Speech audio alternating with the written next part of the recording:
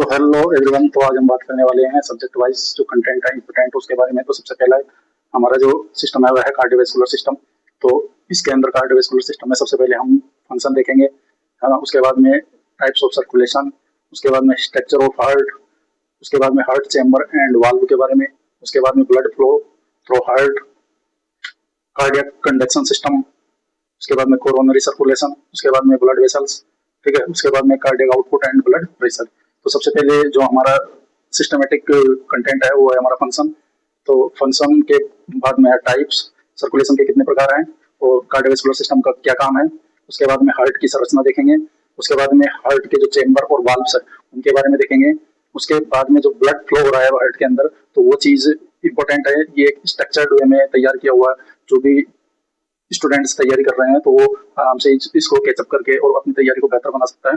उसके बाद में जो है वो कार्डियक जो कंडक्शन सिस्टम है उसको पढ़ना है। उसके बाद में कोरोनरी सर्कुलेशन, किस प्रकार से ब्लड सप्लाई हो रही है और जो ब्लड वेसल्स है वो कहाँ से किधर जा रही है, तो वो हम देखेंगे हार्ट के अंदर।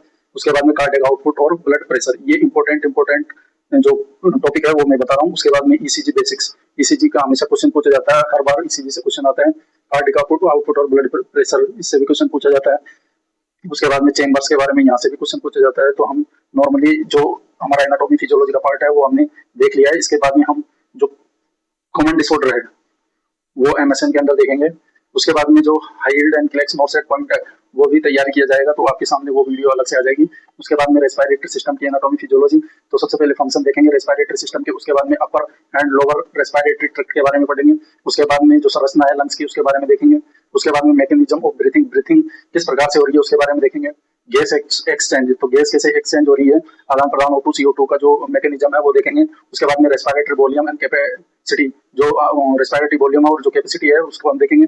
ऑक्सीजन ट्रांसपोर्ट, उसके जो कंटेंट है वो भी देखेंगे। उसके बाद में एसिड बेस बैलेंस, इससे हमेशा क्वेश्चन पूछा जाता है। ये हम फंडामेंटल में भी पढ़ते हैं, लेकिन हम जैसे जैसे आगे सिलेबस को कंप्लीट करते जाएंगे वैसे वैसे जो टॉपिक्स और जो कंटेंट होगा उस कंटेंट को एक साथ कनेक्शन मिलाकर पढ़ने की कोशिश करेंगे। उसके बाद में कॉमन रेस्पिरेटरी डिसऑर्डर, इनको जो है एमएसएन के अंदर देखेंगे, ठीक है।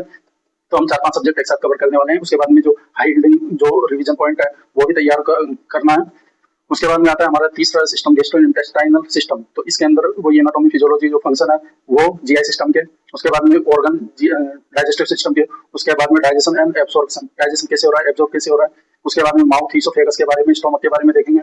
स्मॉल लार्ज इंटेस्टाइन क्या होती है ये देखेंगे। लिवर क्या होता है, इसका फंक्शन क्या होता है। गॉल ब्लैडर क्या होता है, इसका फंक्शन क्या होता है। पेनक्रियाज क्या होता है, इसका फंक्शन क्या होता है। तो ये चीज हम उसको देखेंगे, ठीक है। उसके बाद में आता है डाइजेस्टिव एंजाइम, तो जो एंजाइम्स है जो भोजन को पचाने के लिए यूज किया जा रहा है वो चीज। उसके बाद में न्यूट्रिएंट मेटाबॉलिज्म, किस प्रकार से मेटाबॉलिज्म हो रहा है। उसके बाद में कॉमन जीआई डिसऑर्डर जो एमएसएन का पार्ट है। तो सबसे पहला जो हमारा सब्जेक्ट है वो एना एंड फिजियोलॉजी ये कवर हो रहा है इसके अंदर। उसके बाद में एमएसएन हो रहा है। उसके बाद में फंडामेंटल ऑफ नर्सिंग हो रही है।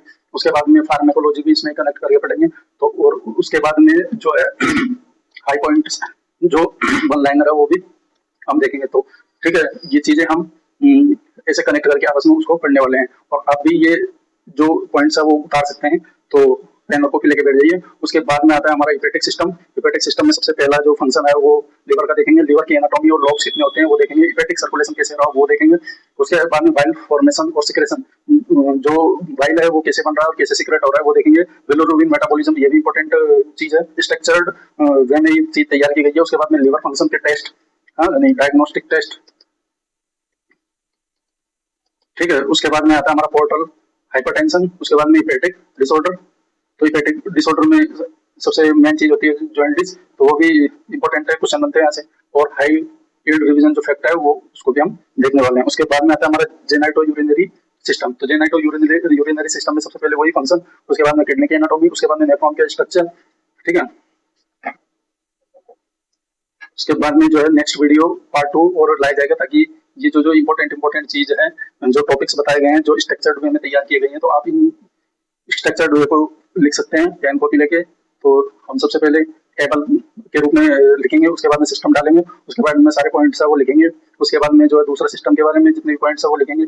उसके बाद तीसरा सिस्टम, उसके बाद में तीसरा, चौथा और ये पांचवा, 5 सिस्टम है कंप्लीटेड। Thank you.